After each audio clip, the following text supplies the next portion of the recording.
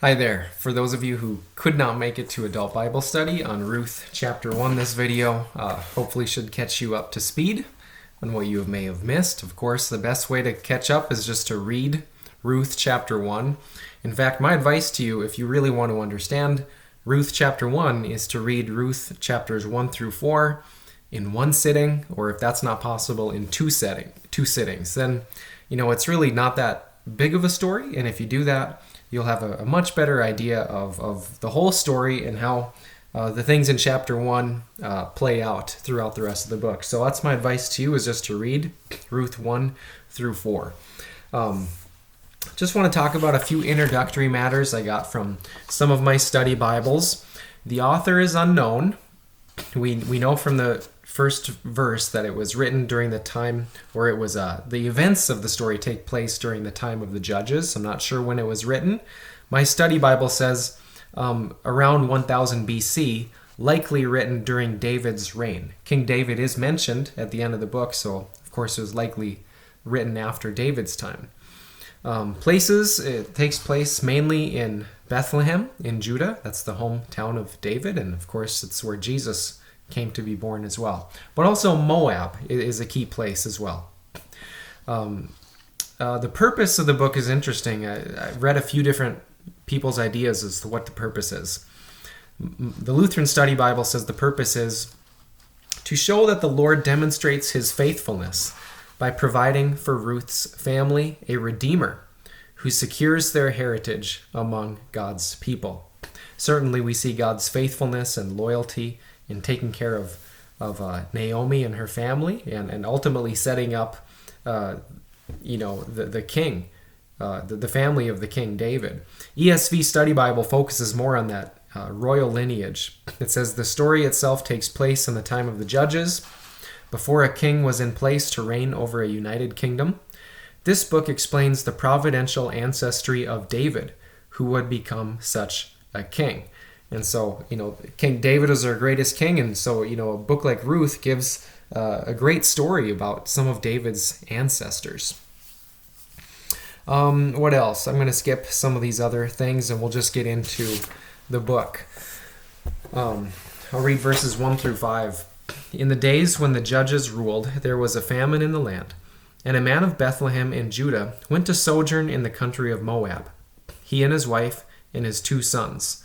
The name of the man was Elimelech, and the name of his wife Naomi, and the names of his 2 sons were Mahlon and Chilion. They were Ephrathites from Bethlehem in Judah. They went into the country of Moab and remained there. But Elimelech, the husband of Naomi, died, and she was left there with her 2 sons. These took Moabite wives. The name of the one was Orpah, and the name of the other Ruth. They lived there about 10 years.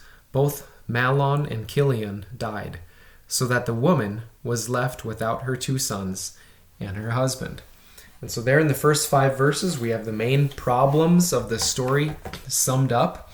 The first problem is famine, and that famine leads Elimelech and his family to relocate to Moab, which was not too far from Israel. It was traditionally an enemy of Israel. If you go back to Genesis, Lot had a child through an incestuous relationship with one of his daughters, and that son was Moab. And later, Moab and Israel would fight at different times, but maybe during this time they weren't actively at war. But nonetheless, Moab, a traditional enemy of Israel. But at this time, it seemed to be a fine place to get food. So that the famine leads to transplanting the family to Moab. And then another problem, Elimelech died. And then it says Elimelech's and Naomi's sons took Moabite wives. And that, especially from later Old Testament texts, that would be seen as in a negative light, although not necessarily so here. And then it said that they lived there for 10 years, and yet they didn't have kids. And so that one's not as clear, but that's a problem as well, that barrenness of Ruth and Orpah here, no children. And then the last problem is that the 2 sons died as well, so that Naomi was left without her 2 sons and her husband in Moab. So those are the main problems of the book, and the rest of the book will show how God comes to answer and solve these problems. It says that it was in the days when the judges ruled. I think that's just important if you don't know. I mean, Judges is the book right before Ruth, and it was not a good time for Israel spiritually. Much disobedience in that time. Here's a summary verse of Judges, the last verse of the book. In those days there was no king in Israel. Everyone did whatever seemed right to him. And yeah, so Judges pictures a very dark period in Israel's history. Ruth actually pictures a more positive, picture of life in Israel at the time. Again, I mentioned Moab. My study Bible says it's a country across the Dead Sea from Judah and one of Israel's traditional enemies. Now, was it wrong for Elimelech to take his family to Moab? My study Bible says there's nothing wrong with his move to Moab to escape famine. There's other examples of people like Abraham and Isaac and Jacob doing the same sort of thing. And then to avoid Saul's rampage, David hid his parents in Moab. So not necessarily a wrong thing for Elimelech to do. We'll keep reading. In verse 6, it says, Then she arose, that's Naomi, then she arose with her daughters-in-law to return from the country of Moab, for she had heard in the fields of Moab that the Lord had visited his people and given them food. And so this is the first time in the book that the narrator mentions the Lord doing something. I think maybe this is one of only 2 times when the narrator says the Lord did something. He provided food for his people, so the famine is over. Maybe the Israelites repented and the Lord gave them food. But I also think that verse 6 here is like foreshadowing just how the Lord answered the prayers of the Israelites and solved their problem of famine. So also will the Lord provide for Naomi and Ruth and their family and give them everything they need by the end of the book. We'll go on, verse 7. So she set out from the place where she was, that's Moab, with her 2 daughters-in-law, and they went on the way to return to the land of Judah.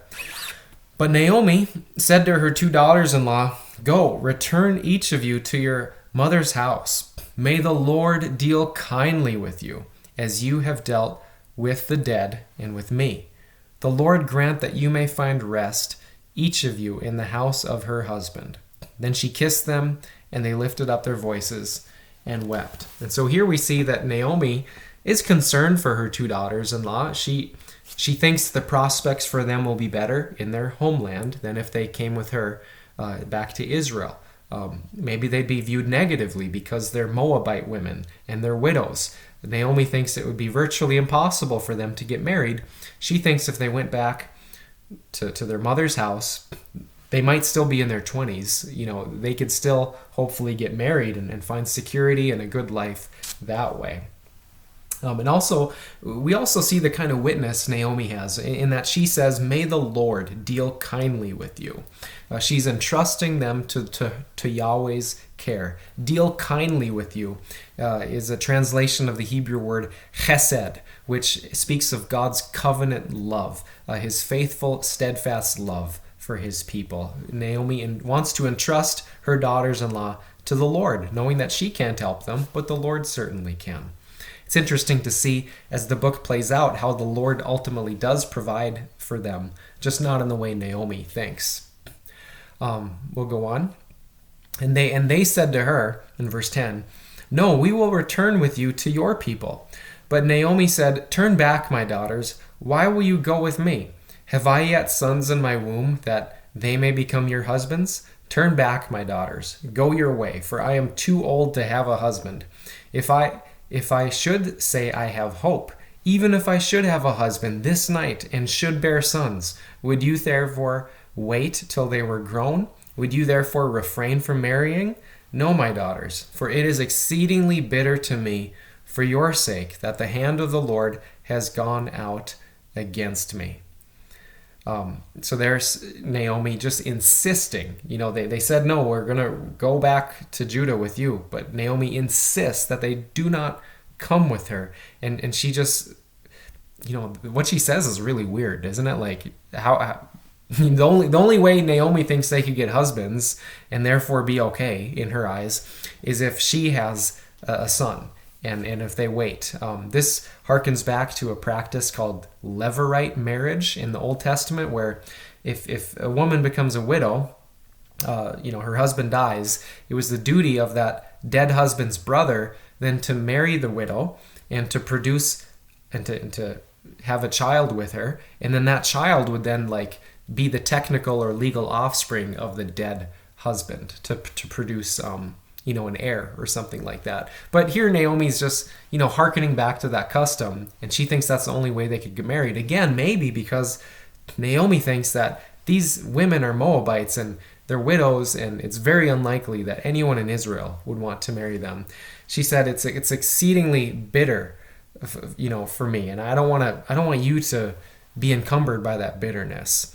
But look how they react in verse 14. Then they lifted up their voices and wept again.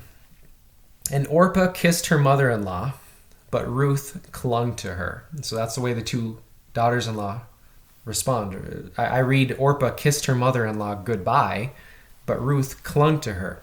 Now, we shouldn't view Orpah's action here in a negative light. She's just doing what Naomi told her to do. There's nothing wrong with what Orpah has done. And yet we can say that there is something extraordinary to what Ruth does when she clings to Naomi.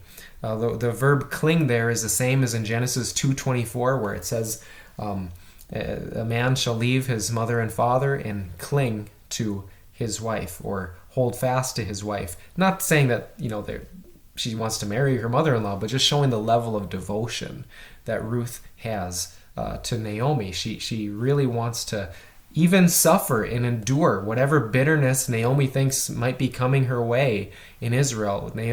Ruth is willing to endure that for the sake of being with Naomi and also perhaps serving Naomi's God, as what we'll see in a little bit. So verse 15, Naomi continues. She said, "See, your sister-in-law has gone back to her people and to her gods. Return after your sister-in-law." But Ruth said, "Do not urge me to leave you or return from following you. For where you go, I will go, and where you lodge, I will lodge.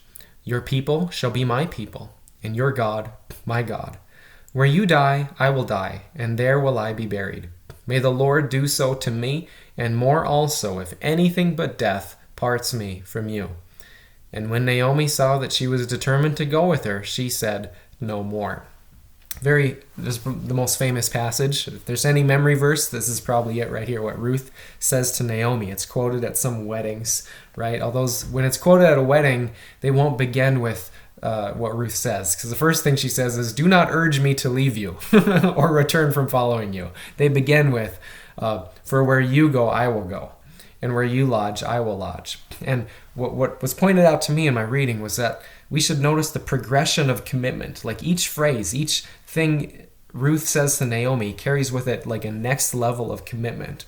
The first level is, where you go, I will go. And where you lodge, I will lodge. Like that right there is a big commitment. But then, your people shall be my people. Okay, so now Ruth, the Moabitess, is saying, I'm going to be as close as I can to an Israelite if you guys will have me. I'm going to become accustomed to your customs, and I want to belong to your people. Your people shall be my people, and your God, my God.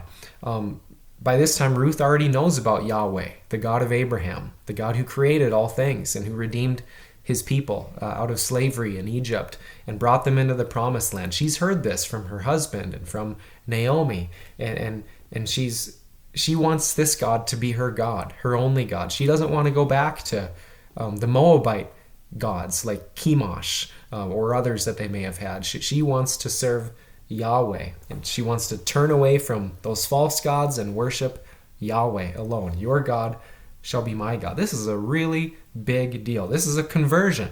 If she hadn't already, maybe she already did convert in the household of her husband, but here's the perfect opportunity, like Naomi said, to go back to her people and her gods. But she says, no way, I'm going to worship Yahweh. So your people shall be my people, and your God my God. Where you die, I will die, and there will I be buried. And so here this shows that this is for life. And not only that, but I guess in those cultures, it was a big deal where you were buried. Like, even if you were living somewhere else that you're not from, oftentimes you would want to be buried in your home area. Like Joseph insisted. He lived most of his life in Egypt, but he insisted he wanted his bones taken back to his family's tomb. But Ruth is saying, no, I'm going to become so much a part of your family and your people that I want to be buried in Israel. And then she seals it with an oath. May the Lord do so to me and more also, if anything but death parts me from you. So now she places herself under the Lord's punishment if she doesn't do what she just committed to doing. So there's nothing more Naomi can say. Verse 18 says, when Naomi saw that she was determined to go with her, she said no more. Gives her the silent treatment. It's interesting, we view Naomi's words here in Ruth's words here in such a positive light, and we should. And yet, Naomi wasn't happy about this at this time. She was just bitter. She thought, okay, maybe she thought, great, now I'm going to have to feel guilty not only about my sorry life, but also about Ruth's sorry life too. I wish she'd just go back and have a better life. At least that's how I take it. Well, we'll continue and finish the chapter. So the two of them went on until they came to Bethlehem. And when they came to Bethlehem, the whole town was stirred because of them. And the women said, is this Naomi? She said to them, do not call me Naomi, call me Mara, for the Almighty has dealt very bitterly with me. I went away full, and the Lord has brought me back empty. Why call me Naomi, when the Lord has testified against me, and the Almighty has brought calamity upon me? And so here we see more elaboration on how bitter Naomi feels. Don't even call me Naomi, which means something like sweet. Instead, call me Mara, which means bitter. Okay, for the Lord has dealt bitterly with me. She lost her husband. She lost her 2 sons who left her no grandchildren. And it's just a terrible, terrible situation for her. It is bitter. Now, are you comfortable with Naomi's words? Or do you think they're okay? The narrator doesn't tell us if this is a fine thing. There's lots of laments in the Psalms where people complain, and that's just fine. That's part of prayer. There's the book of Job as well. I'm not sure how we're supposed to take this. One indicator that we might take it in a negative light is that word Mara. Call me Mara, which is bitter. And that reminds readers of the Old Testament of the time when the Israelites complained about the lack of food and water, and they were bitter against the Lord. And that same word Mara was used. And that was obviously a negative grumbling against the Lord. So perhaps Naomi is here in a state of despair. But on the other hand, I would say that it's okay that Naomi feels sad and angry and complains about her terrible situation. Like I said, there's many Psalms where the psalmist laments their situation. The positive thing I can say is that Naomi believes in the sovereignty of God, both good things like how the Lord provided food for his people, that comes from the Lord, but she also knows that, all these bad things, ultimately, the Lord is sovereign over those things too. And so I do like how Naomi sees the Lord as sovereign, and he's the one who works all things. Like Job says to his wife, should we accept good from the Lord, but not the bad also? And so I think some of us could be helped by having a worldview where God is not distant, like a watchmaker who just made the world and then has nothing else to do with it. But he is a God who is intimately involved in his creation over everyone's problems. God is sovereign over them, and we should cry out to him and complain to him. And as the rest of the book of Ruth will show, how the Lord, even though Naomi has no idea how's it going to happen, she doesn't even think there is hope, the Lord will provide for her and for her family. I'll close the chapter now. So Naomi returned, and Ruth the Moabite, her daughter-in-law, with her, who returned from the country of Moab. And they came to Bethlehem at the beginning of barley harvest. And that's an indication of how the Lord is going to begin to solve their problems. It's going to have to do with this barley harvest coming up. Well, I hope that was a good synopsis of Ruth chapter 1, and I hope you can join us for Bible study next Monday. Peace to you in Jesus Christ. Amen.